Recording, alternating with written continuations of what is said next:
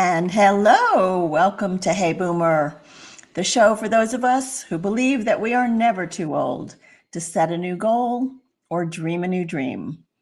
My name is Wendy Green, and I am your host for Hey Boomer. And today we're going to talk about the idea that building a business is hard, but leaving a business is harder. And I wanted to tell you a little bit about the business I had before I moved here to South Carolina. And the business was called Kids Art. It was a franchise, and it was an amazing business for the kids. They loved it. And we taught them to use art materials that in elementary school that they would never have seen until they got to high school. We taught them that there are no mistakes, that they can correct things that they think they did wrong. So it was a real confidence building program. And the kids loved it, and the parents loved it, and the teachers loved it, and I loved it. In fact, we even won Franchisee of the Year award in Loudoun County, Virginia in 2009. The problem was the business would not make a profit. I talked to my bankers, I talked to the accountants, I talked to the franchise, and just the pieces were not working together to turn a profit. And finally, I decided I was going to have to sell the business. I had to sell it for a loss. It wasn't making a profit. And there was a huge sense of disappointment because I loved it and the kids loved it. And I was like the kids art lady. So there was a loss of recognition. There was a loss of who am I now? What am I going to do? You know, I didn't want to have to go back into corporate, although I did for a while. And that is also when I got certified to be a life coach so that I didn't have to stay in corporate. But leaving a business behind that you've put your heart and soul into is really hard. And so I started to talk to some other friends of mine who have been business owners to find out what their feelings were about leaving or selling their business. And my former boss, his biggest disappointment was when he had to sell his last business to a venture capital company, because he said the decision the board made was about the money and not about the people and the culture we had built. So that was a real disappointment to him. But he also said, as a small business owner, the relationships he built were important to him. And so many of them he has managed to maintain over the years. Like I still have a relationship with him. He still has relationships with many of the people, both professional and personal, because that was a big part of who he was when he built his business. I also have friends that thought they were going to leave their business. They were ready to retire. But then when the, rubber hit the road, as they say, they were like, well, I don't know that I'm really, really ready. And so there was this pullback. Well, I'll just do this part of my business now. So I think all of those things are things that we can talk about with my guest this week, Julie Noonan. And I will bring her on shortly. But I just want to remind you of a couple of things. First of all, next Tuesday, May the 16th, is the next Boomer Banter. That will be our 5th Boomer Banter. And that is where we get together as a virtual community and we have fun and we share stories and we connect, have a glass of wine together and share and learn from each other. We've talked about things like fear versus bravery. We've talked about friendship. We've talked about humor. We've talked about celebration. This next Tuesday, we'll be talking about lifelong learning, but really more in the respect of what are we still learning about ourselves as we're aging? Are we learning new things about ourselves and new ideas and things that we want to try.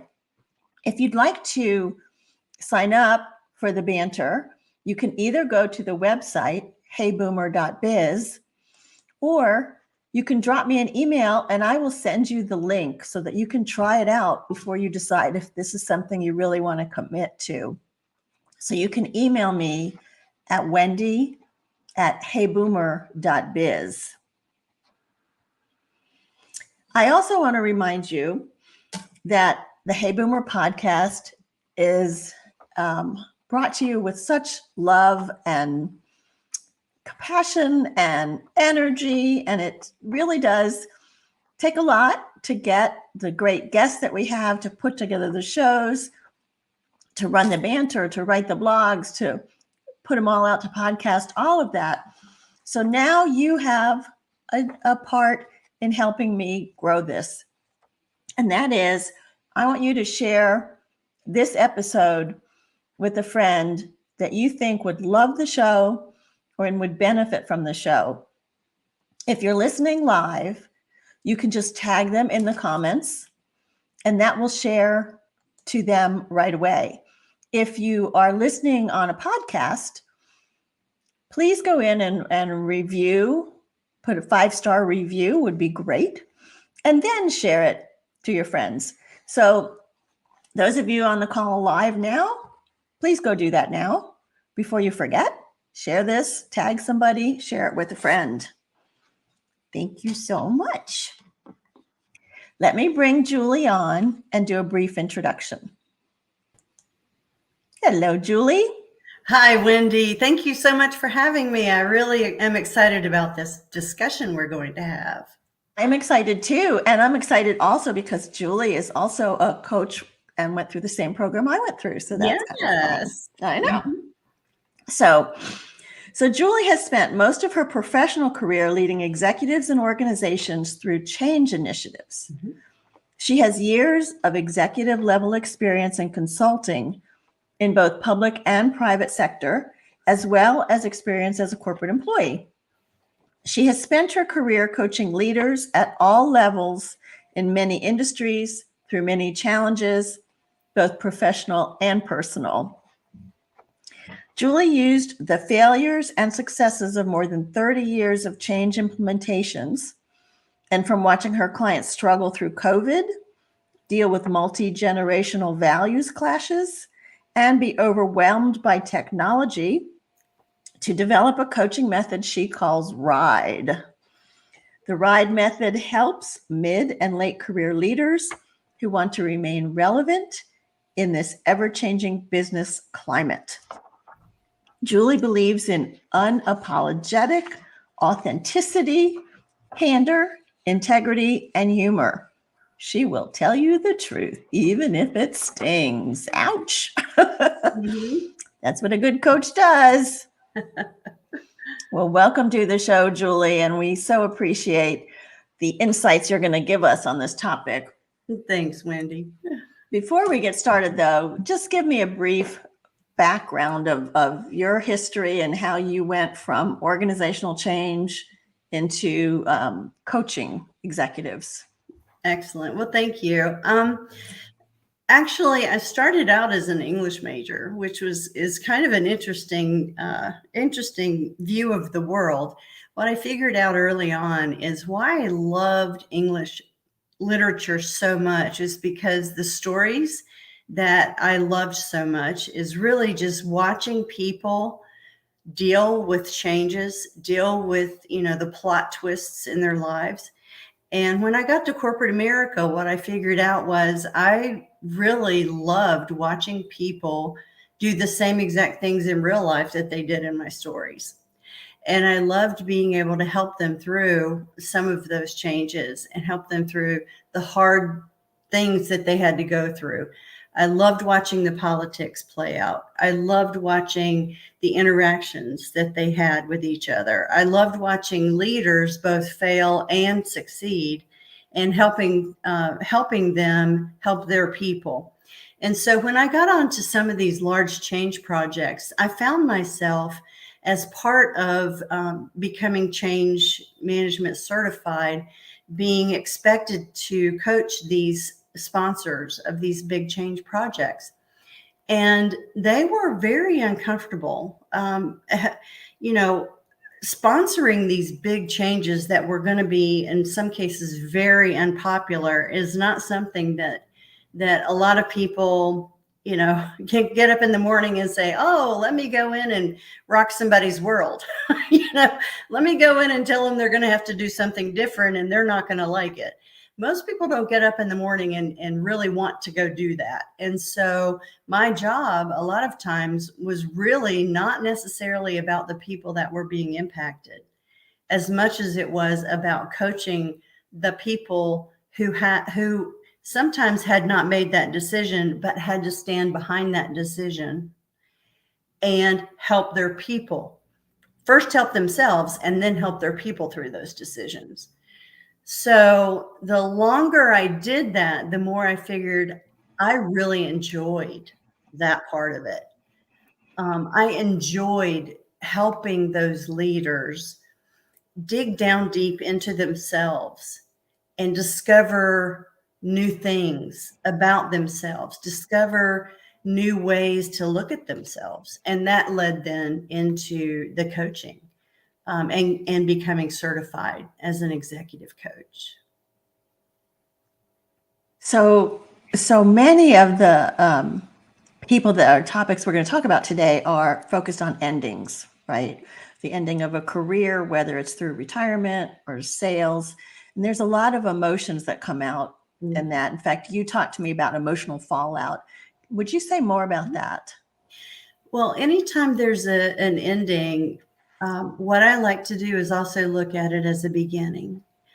I think, you know, our whole definition of retirement, particularly in the last 3 or 4 years with COVID and the increase in the speed of technology, our whole definition of retirement has changed, for numerous reasons. One reason is, I don't know about your retirement accounts, but yeah, even last week when the banks, you know, here we go again, the banks crashed.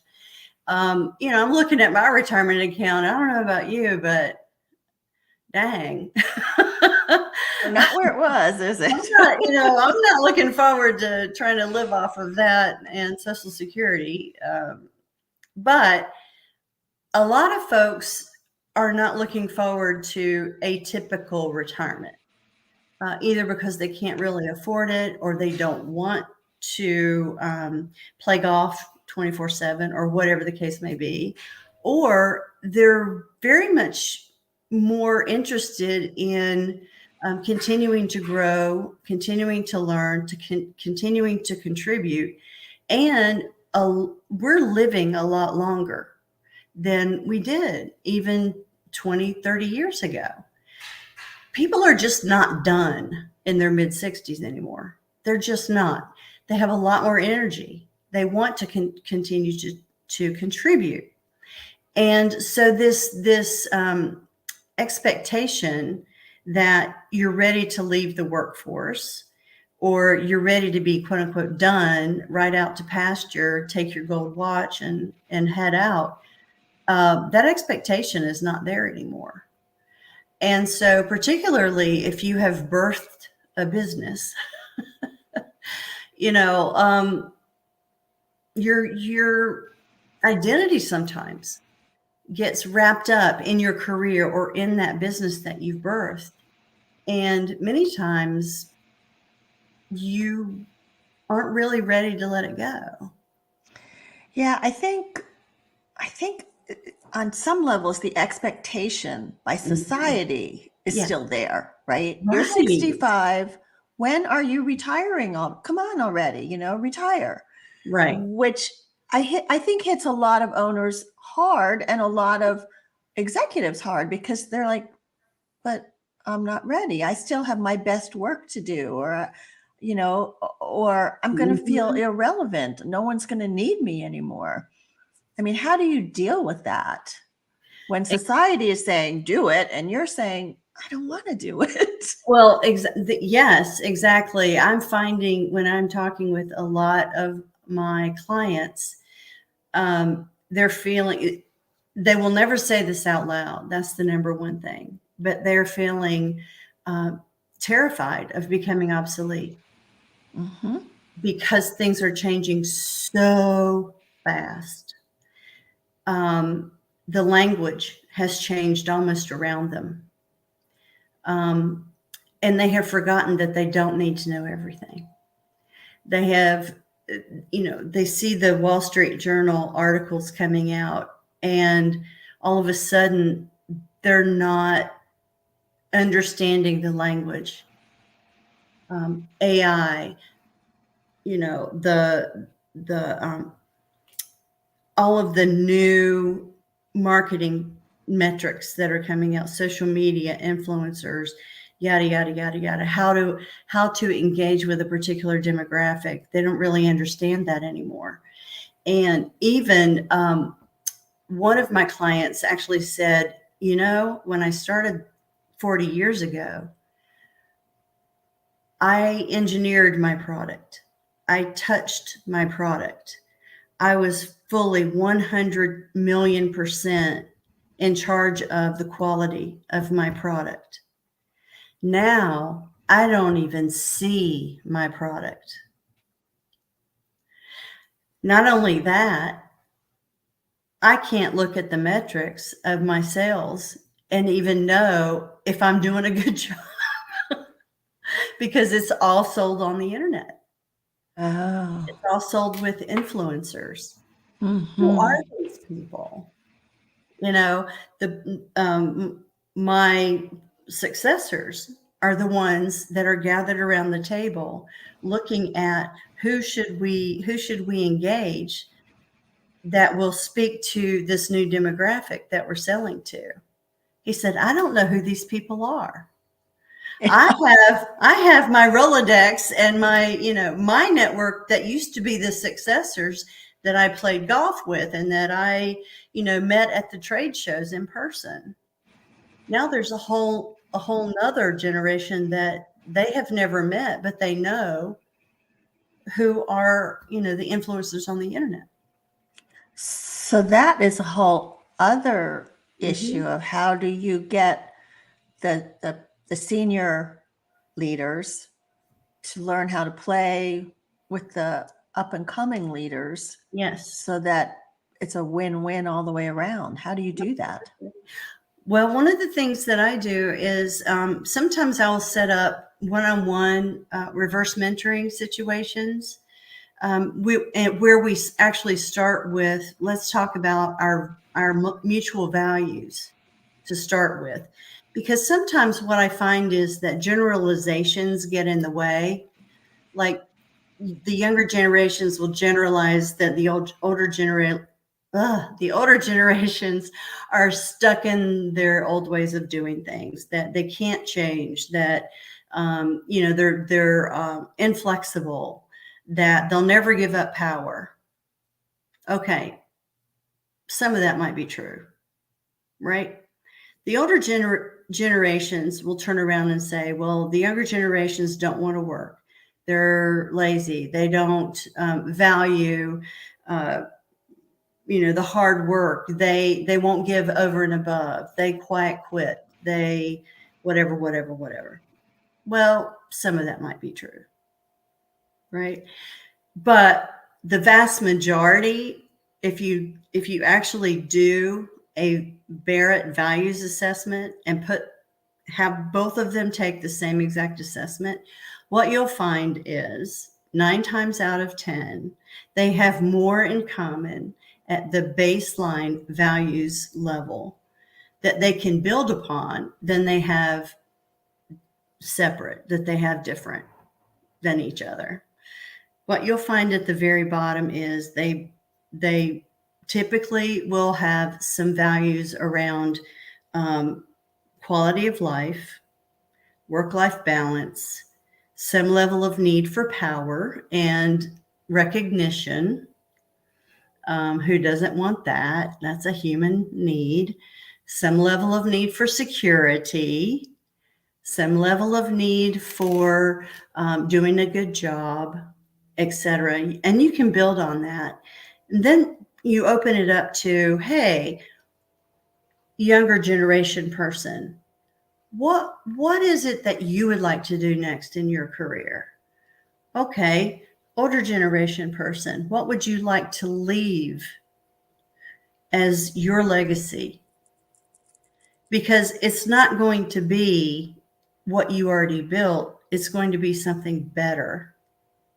It's going to be, what is your contribution to what this younger generation is building now?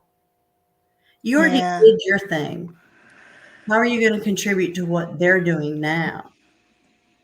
And Because that's where it gets tough though, yeah, Julie, it does. right? The Yeah, legacy, because you built it, right? You right, built it. You have your heart and soul in it, and they're changing it. right. And you're like, wait a minute. And then, if you're aware enough, you're looking around and going, yeah, well, here are all the companies on the garbage heap that didn't change. So it does Exactly. have to change, but wow, it's so hard to see it changing before your eyes. Well, bottom line is, do you want to have a ghost town or do you want to have a metropolis? Yeah. Right? So if you built it and you don't allow the next generation to move in and continue to grow, you're going to wind up with a ghost town. Mm-hmm. Or they're not going to speak to you, and then you will be irrelevant. Exactly. Exactly. Yeah. So, how do you know Mhm. when it's time to say, okay, I'm ready, my successor, I'm ready for you to move in, or I'm ready to back off? How do you know? I think every single person that I could ask every single one of my clients who have relinquished and moved on to their next thing, and each one would tell you a different trigger. If I were to generalize across them, the number one thing that I would say is they had something to go to. Oh, really? Yes, they had found their next passion. They had found their next purpose. They had found their next step. And that's one of the things that I work on with people when they come to me with this dilemma. There comes a time when there is a tug. There's a tug, whether it's I feel like that I want to walk away. I'm tired, or I feel like I'm ready for something new. There's some sort of tug that's coming from within them, not that they're being forced. As soon as someone is being forced, then they're going to fight it no matter what. Right? Mm-hmm. Now, do I have clients that are being forced out? Yes, that's a whole different discussion. And I do have some of those. That's when I will step in and we'll discuss what is the next most right step for them. But it's a different discussion than the Yeah. ones where people are making that choice themselves based on they're feeling the tug from within themselves. When they do feel the tug from within themselves, we explore, the sky's the limit. Let's just blue sky it. Let's just talk about, if the sky was the limit, what do you want to do? A lot of people start out by saying, I have no idea. I can tell you what I don't want to do. So we start there. I had one client who said, I know what I don't want to do. I don't want to follow her around all the time, meaning his spouse.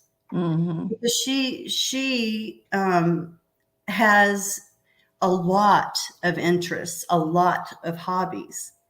And his worst nightmare, and this is nothing about her, but his worst nightmare was, excuse me, having her eat up his life, right? And so he wanted to have something that was also his, that she could participate in, as opposed to him always participating in her life.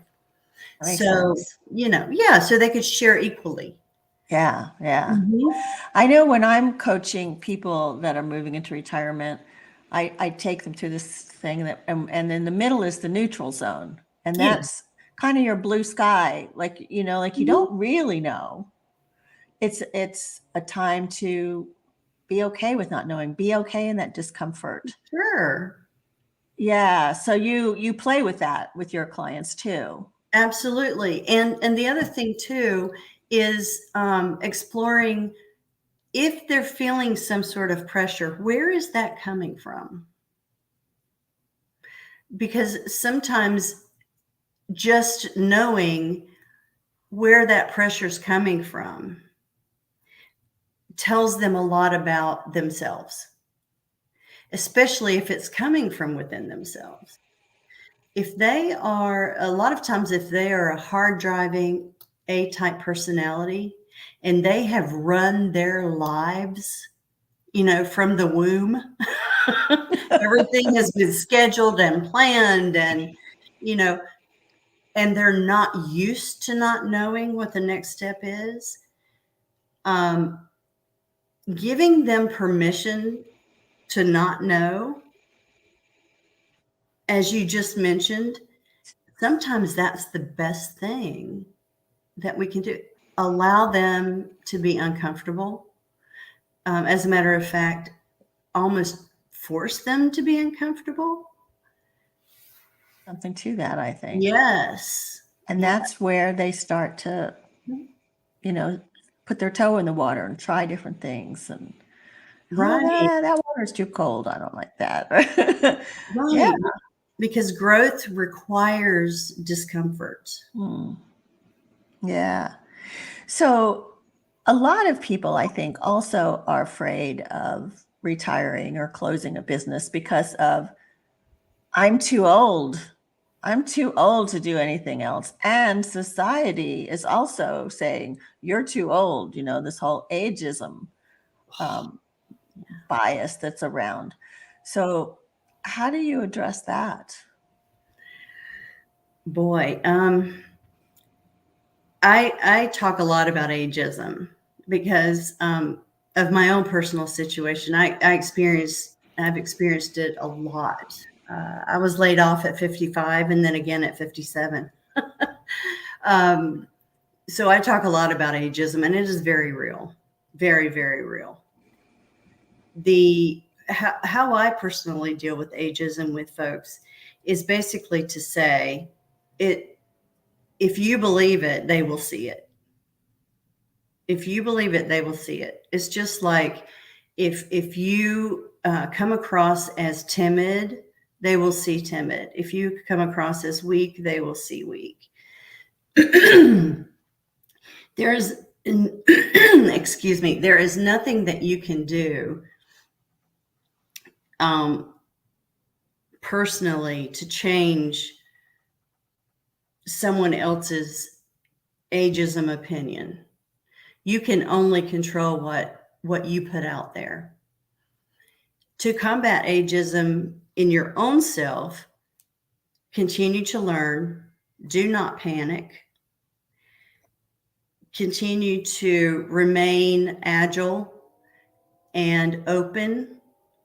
As soon as you close yourself off from learning, as soon as you close yourself off from new ideas, that is when I believe you live up to the stereotypes of ageism. Um, because as soon as you become the stereotype, you give them the ammunition that they need to shoot with the ageism argument. Um, I don't believe in ageism as a discriminatory factor. I think that organizations who overlook the value that people over 55 bring, particularly since there are not enough in the population proven there are not enough in the population to make up for the numbers of people who have left and are continuing to leave the working force.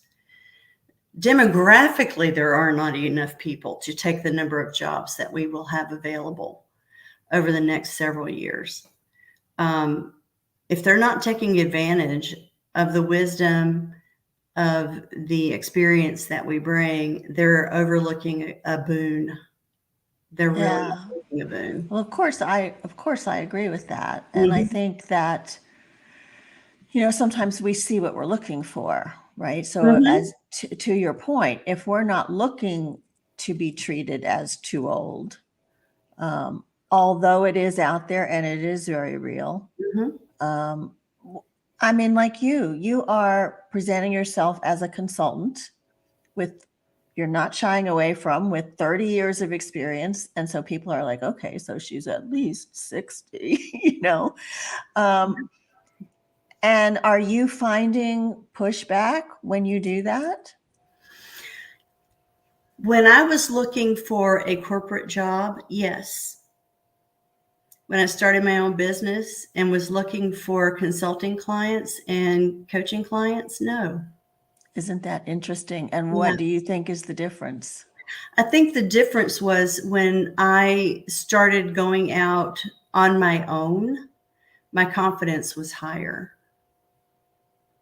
I wasn't asking them for a job. I was presenting myself as someone who had value that could solve a problem for them. Yeah. It was totally in the presentation. And it was in the way you felt about yourself. You were the Absolutely. expert, you had the confidence. Yes, They didn't have to. absolutely. Yeah. Another That, thing I think um, that our generation could do is, and that corporations could consider, is that, hey, maybe I don't want a full-time job. That's the other thing. Maybe, maybe I don't want to deal with the politics, or maybe I don't want to go back into corporate America. I don't want to be an SVP or a president or a CEO. I've been there, done that, for crying out loud. I don't want to have a staff of 8,000 people or what. I've done all of that. But I want to have a hand in, I want to have a foot in, I want to continue to offer my expertise. Why can't I be an advisor within a company? Why can't I have a part-time role? Why can't I do an advisory position, 15, 20 hours a week? I don't have to have my own company for that. These so be companies, like an internal consultant. sure, these Yeah. companies could easily staff. What a game changer. You don't have to offer me benefits even. Right. Hello, HR, where are you? You should be I thinking know. about this. And sure, you would have to pay, a definitely have to pay some nice incentive, but the value that you would get would be phenomenal. You don't have to onboard these people like you would, a less experienced person before you would get value out of these guys and gals. And Anne just reiterated the point that we made in the comments here. She says the consultant is valued for their experience and wisdom, whereas an employee, they feel like they have to fit in, they have to make them on board, they have to give them the benefits, and then a consultant is a short-term project-driven thing, right? And I've heard a lot of people say, well, if we hire somebody who's 65, they're going to leave in a few years anyway. Well, So what? you right? You get the benefit of the time that they're there. Plus, if you look at the trends in the Gen Z and Gen X, they leave after a few years also. Right. Guess So what? Guess what? We're thinking about retention entirely. We are so old model with retention these days. What we should be doing is saying, okay, how can we reduce reduce the cost of bringing finding and onboarding people. We should be looking at how do we reduce that, not,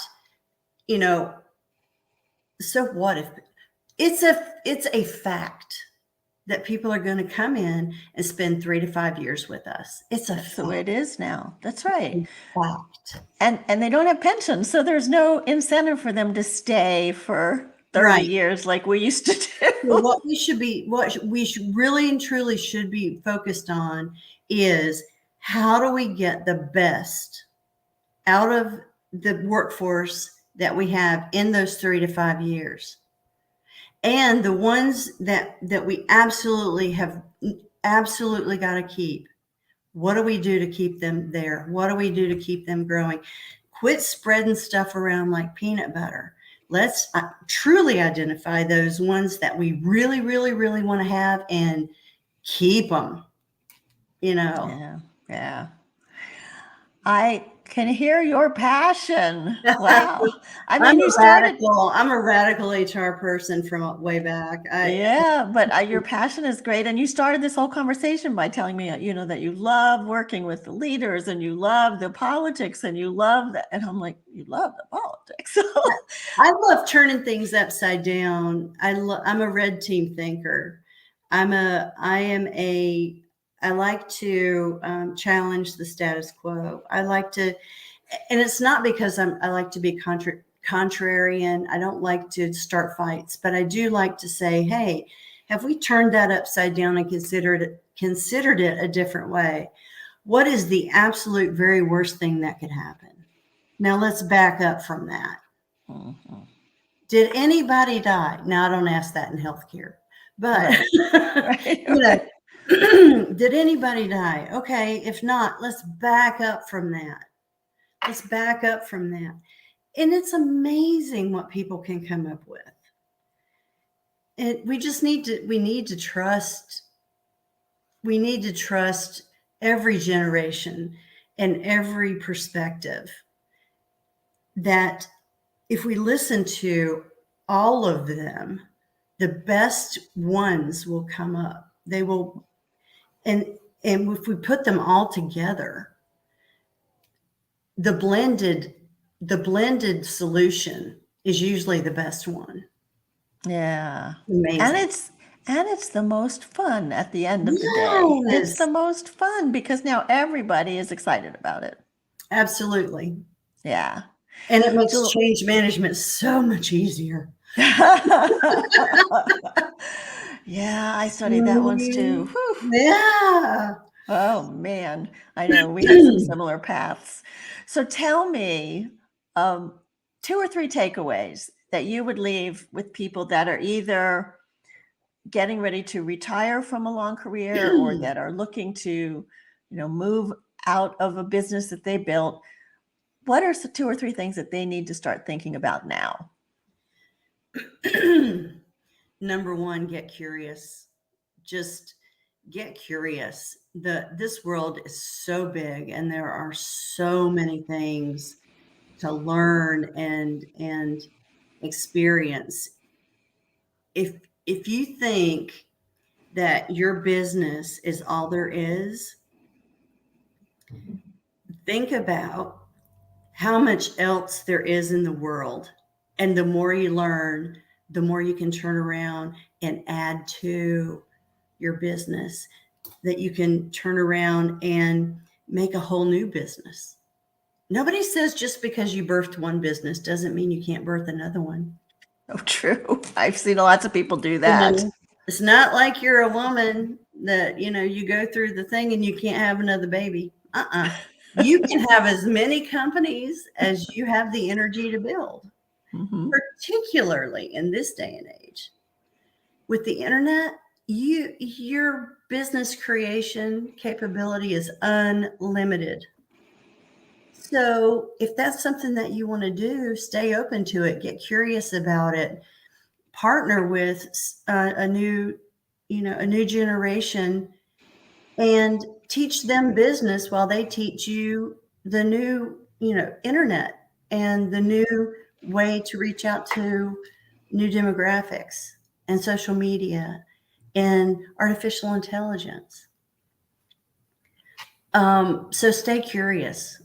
Yeah, that's a big one. Look for things that you don't understand and find somebody that can explain them to you.